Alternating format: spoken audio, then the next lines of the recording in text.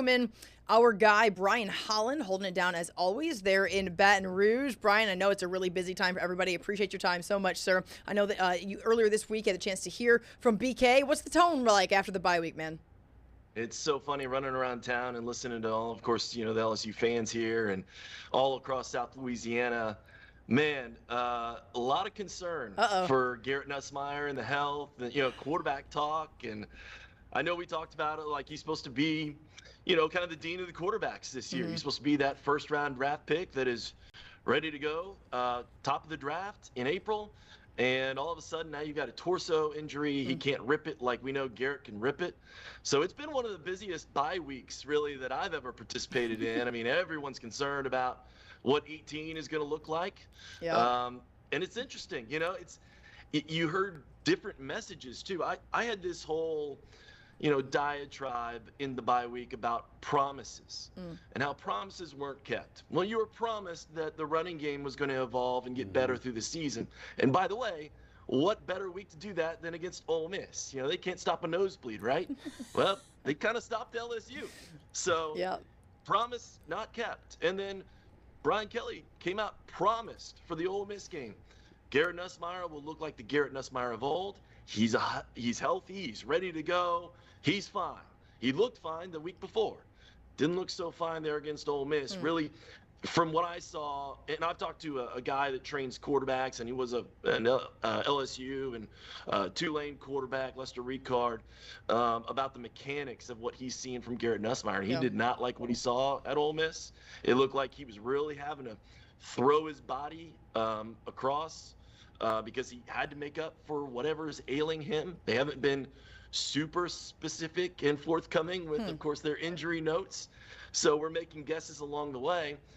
Now he, of course, took all the mental reps, was what Brian Kelly told us, but he didn't throw for about a week and a half. So it's supposed to be rested. We'll see what promises are kept out on the field this week. Mental reps. Yeah. Virtual reality. Yeah. How things have took a turn down there in Baton Rouge. We're on mental reps now, guys. Lord Almighty. We have seen teams like Ole Miss go to their backup quarterback, and we've seen Trinidad Chambliss just go off. Is there any thought at all to just give Garrett another week to heal up? Because it feels like these are nagging injuries more so than it is anything that'll keep him out long term. Is there any entertainment to that at all, or is it just keep on with old number 13? I think I was on this show when I was talking about, Southeastern Louisiana. It's a team that's never going to hang with you. They're not going to score more than, a couple of points. Why not run Michael Van Buren out there? Because he has SEC starts and SEC experience. Why not give Nussmeier not just the bye week, but kind of another bye week when you play Southeastern? You don't need him out there. And they opted to not. And then the very next week after Southeastern came Ole Miss, and we saw what we saw. So I don't think that you can now do that, because you now have 6 SEC opponents in the next 7 weeks, and it's going to get really serious. I think it was really serious last year, right, when you played the Gamecocks, and it felt like they had control of that ball game until you knocked Lenora Sellers out of that game, so that he literally could not beat you because he was sitting on the sideline. So look, that's one of my bugaboos is when people say literally, and it's not. They're just trying to emphasize the point. So I hung around there for that. I was trying to decide for a minute how often I say that in an hour and how often it's actually meant in the moment. So I'm not sure I'm 100% on all times I use that literally. So now I'm going to think about that, Brian. I hate that. Dang it, Brian. When it comes to the, I don't want to do the thing that SEC fans do, but that's always what we like to do anyway. If the wheels are falling off, right? If there's a time for the wheels to fall off, this could be it. I mean, right? That's all. It could be any time for anybody in this league. But right now, there's an opportunity to be back home in a night game. Good Lord, if we talk about the night games at LSU one more time, take a shot every time you hear that, right? Okay, so they're going to be there in Baton Rouge, Tiger Stadium, all the hoopla and all of that. Then the road gets not easier for a good minute. If this goes south, and you look at what this looks, the road ahead for LSU. Do you feel like they're just playing on their heels at this point? Because 2 losses, 1 loss in the SEC, 1 loss in the season is like, all right, there's not a lot of room for error. 2 losses in a playoff berth is, I mean, you're probably on the outside looking in unless you just make a lot of magic, end up in the conference championship game, and then, get there in the postseason. Yeah, and to your point, I think if you look at that schedule, I think most people would say, 9 out of 10 dentists, right, would say that over that next month, this is your easiest ball game. I mean, think about that. Yeah. Because you have to go to Vandy. Probably true. Mm-hmm. I made the joke. Let's go to Vandy, man. We're wild. It is 2025, guys. You got to go to Vandy. We are 2025ing right now. We are. I mean, when Alabama had a player who, got held out of the ball game because I guess it was like, the head-to-head contact and couldn't play for the next first half, right? Because it happened in the second half. I tweeted out something like, no Bama player has ever thought, oh, no, I now cost my team against Vanderbilt the next week because I'm sitting out the first half. That's but accurate. Vanderbilt is that team, and you don't want to go to Nashville and have it half full. And last time LSU was there, they drank the stadium out of the top 3 beers. Literally.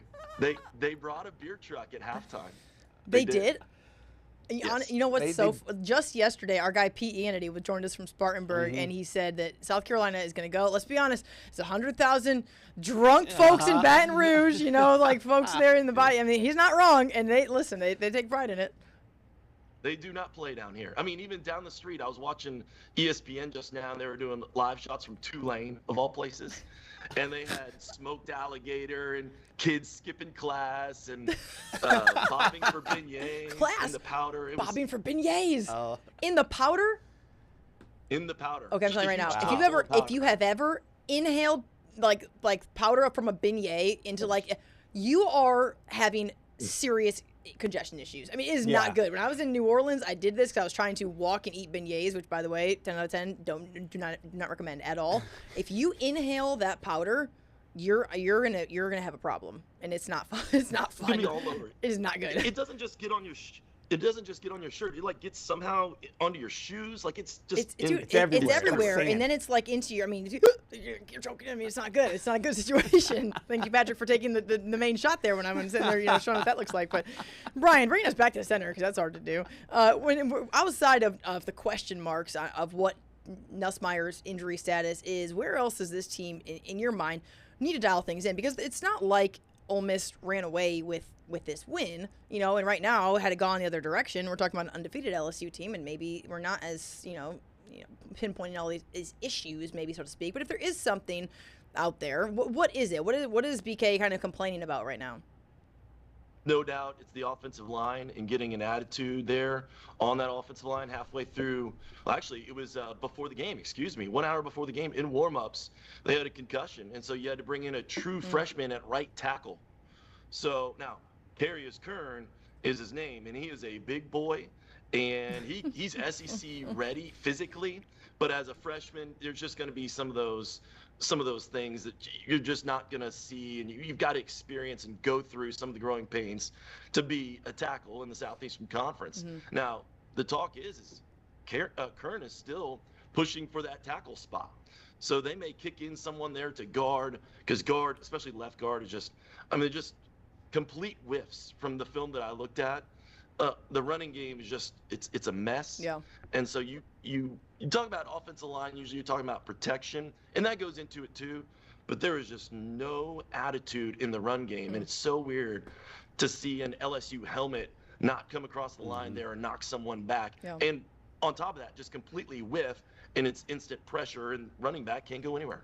For all the struggles offensively, this defense has been elite. You talk about Harold Perkins Jr. and Whit Weeks. I know you made a lot of headlines off the field, but to me, it seems like this defense is doing their job, holding the rope. Do you sense any frustration from the defense saying, "Hey, we're doing our job here"? I think they held Ole Miss to 17 points through the first 3 quarters, and the offense can't score 3 touchdowns to get them that lead. Is there any frustration, or is it just, hey, we're going to keep doing our job and maybe do like South Carolina does and try to score from their defense?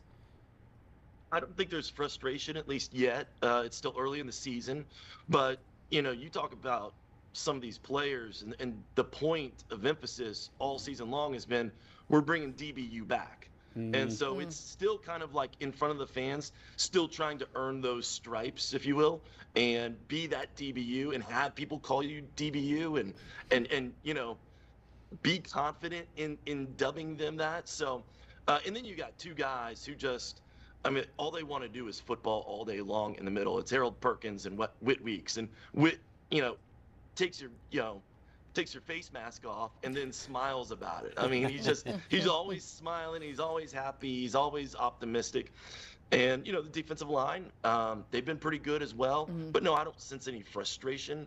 I think they're still trying to be that old school LSU defense that you can count on. Let's take a listen to head coach Brian Kelly this week on what this is going to look like on Saturday and also down the road here for the Bayou Bengals.